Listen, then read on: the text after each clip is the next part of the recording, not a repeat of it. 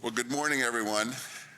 Thank you for all coming. Today is an important day because SNAP and supplemental nutrition is very important to our customers, to the state of Pennsylvania, to our farmers. I'm a local retailer. I've been in this business for 40 plus years in the great state of Pennsylvania, and I've seen how SNAP has worked to ensure that the most vulnerable in our community, from seniors to those working families that need nutritional help, that they don't face empty refrigerators and empty shelves at home.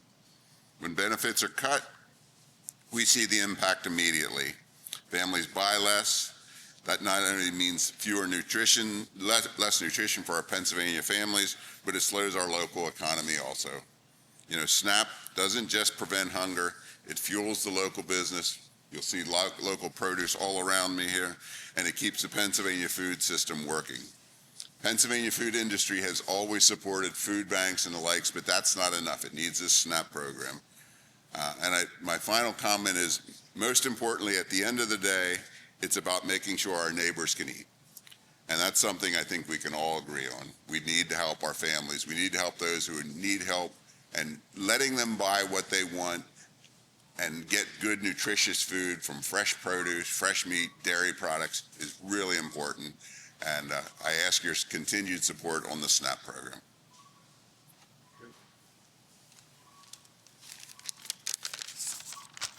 Hello, everyone. My name is John Zimmerman. I'm the Communications Director for the Pennsylvania Food Merchants Association. Thank you all for being here, and thank you for Carnes for hosting us.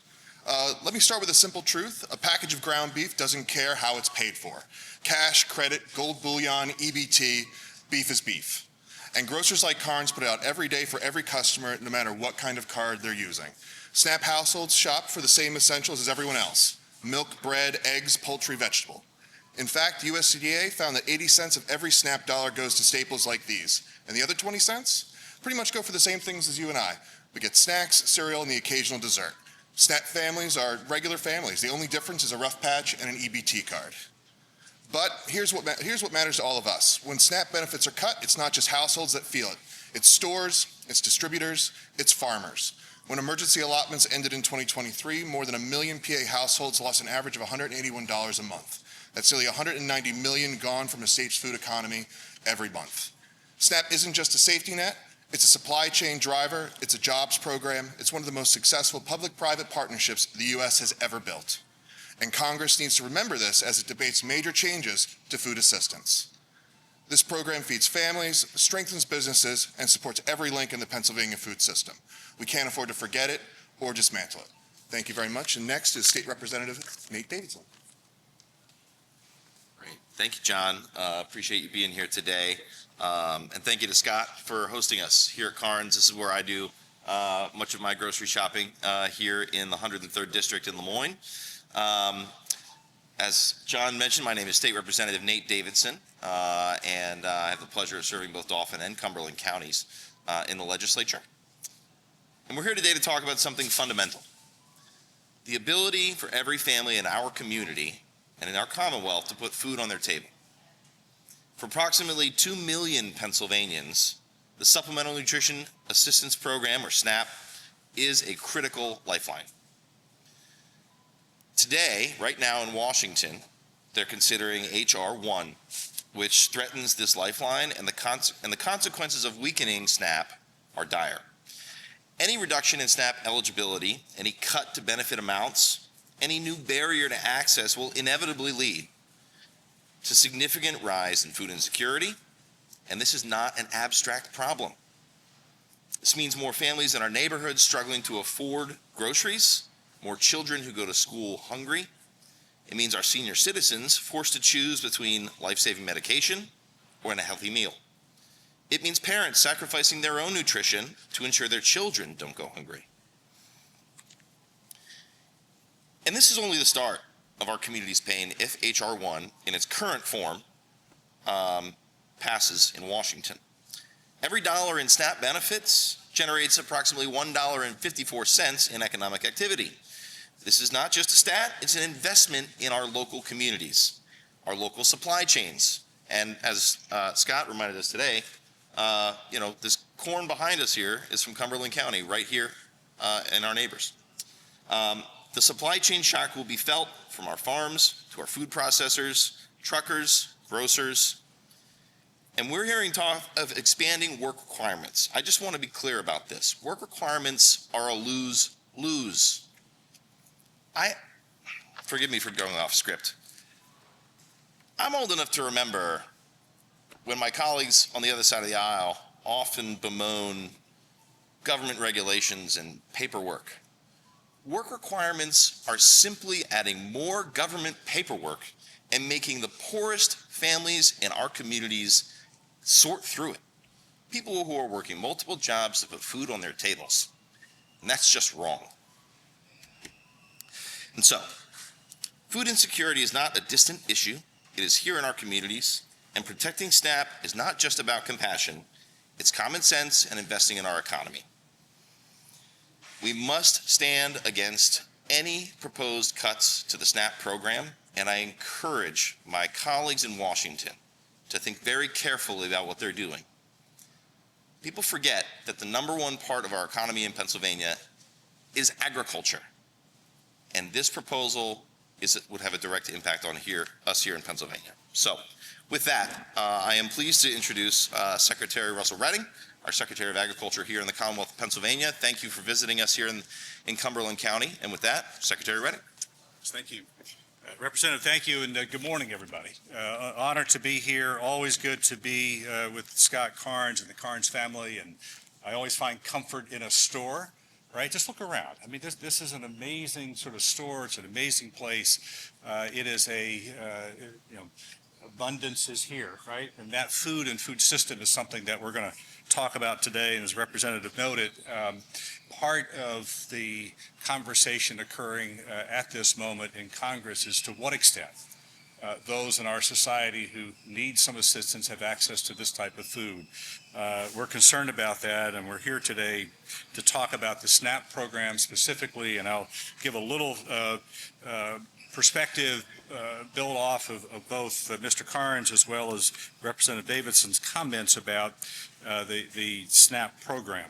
But let me just say that, first of all, these types of stores remind me that this is more than a discussion about shelves. It's more than a discussion about shopping carts, right? It's about food and food access. And we have this amazing sort of system where our grocery stores and the food merchants are on the front line of what it is that we do here in Pennsylvania and build this great bridge between our farmers and our consumers and the families who are in need of food, both those who are, like most of us, have free access, right? We buy what we want, when we want, where we want, but we also know that these are really critical links to those who are supported through our SNAP program as an example.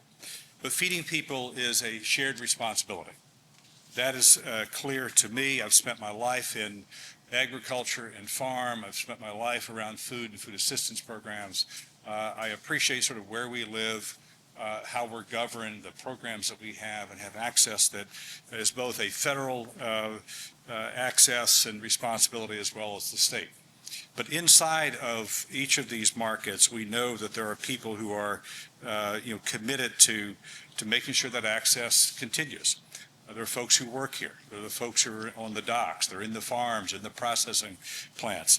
It is a partnership that's built from the farm to the market.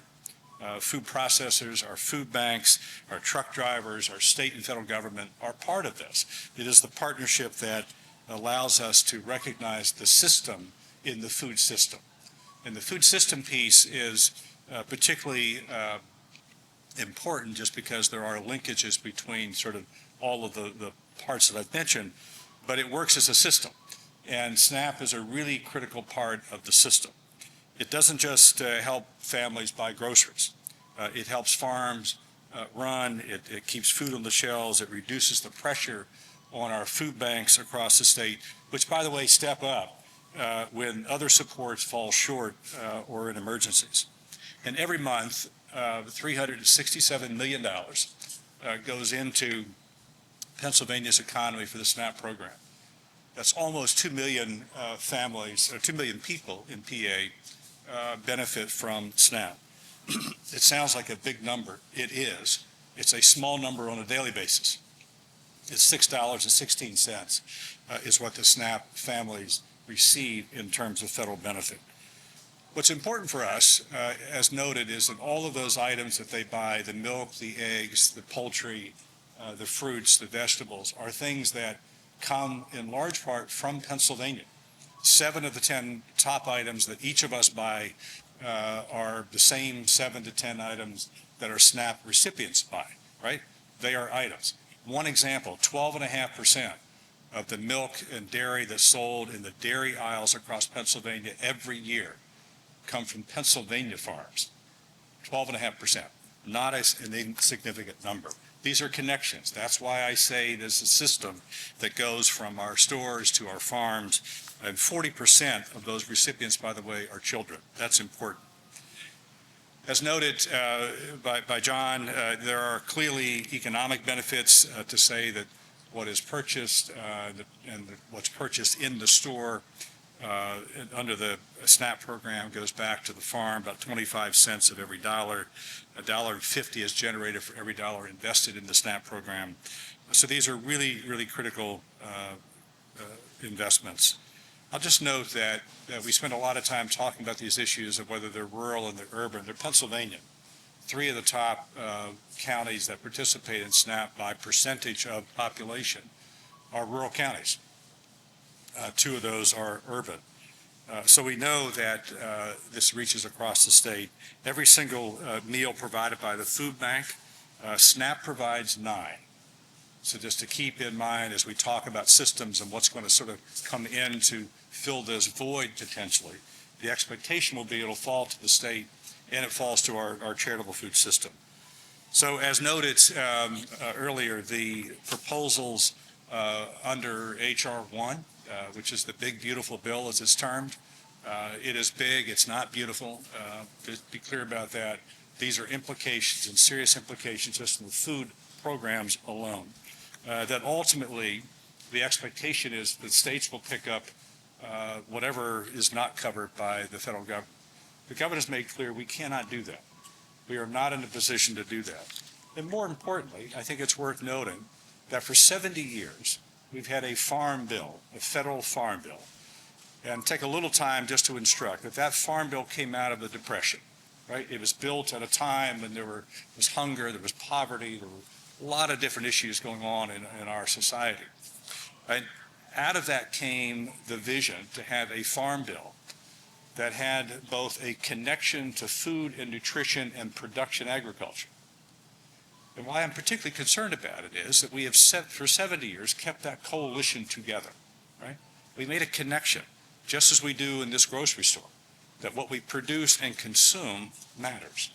And these are connected pieces. So now we have a fracturing of that coalition between our food nutrition programs and our production systems. That is a problem. It's a problem in terms of how we approach our policies. It's a problem in terms of continued participation between those in the charitable food system and hunger with our production agriculture systems. So that is foundational. That is a concern. It is troubling to the governor. It's troubling to Pennsylvania that we now have this fracturing of a really well-defined public-private partnership, as John noted. So the actions of Congress now fracture further this connection between production and consumption, between our policies of supporting SNAP and nutrition and those of our production agriculture system. So we are continuing to work at this. We believe very strongly that SNAP deserves investment and not judgment. We believe that we need to honor our core values as a state, which is to make sure that everyone has access to food. Prefer that you can buy it when you want it, where you want it, and how you want it. But if you can't do that, we believe strongly as public policy, as a state and a nation, we're going to help you. And what's shattered now is that coalition that's been put together to make a connection, that there are some folks that will matter, and now we're saying that some don't matter. And that's a problem. So to us in the administration, we are calling on Congress to please reconsider the decision to fracture that coalition, to separate the SNAP program, to reduce the benefit and shift that to the states. SNAP feeds families, it sustains farms, and it reflects the very best of who we are. So we will continue to advocate. We ask all who are watching and listening to do the same, to please raise your voices to make sure that those in the SNAP program and those in the charitable food system at large know that we care and know that we've got a structure in place in Congress for 70 years that's worked, it's been effective, it feeds people, and it helps fuel this economy and local markets like Karnes. So I'll end there with a thank you for being here, thank you for listening, and more importantly, thank you for engaging in this conversation to help us protect SNAP, protect the real benefit of feeding people so we can honor our commitment. Everybody deserves the right to food. So thank you for that. Mr. Karnes, thank you for hosting us. Entertain any questions or comments? Okay, thank you for being here. Thank you.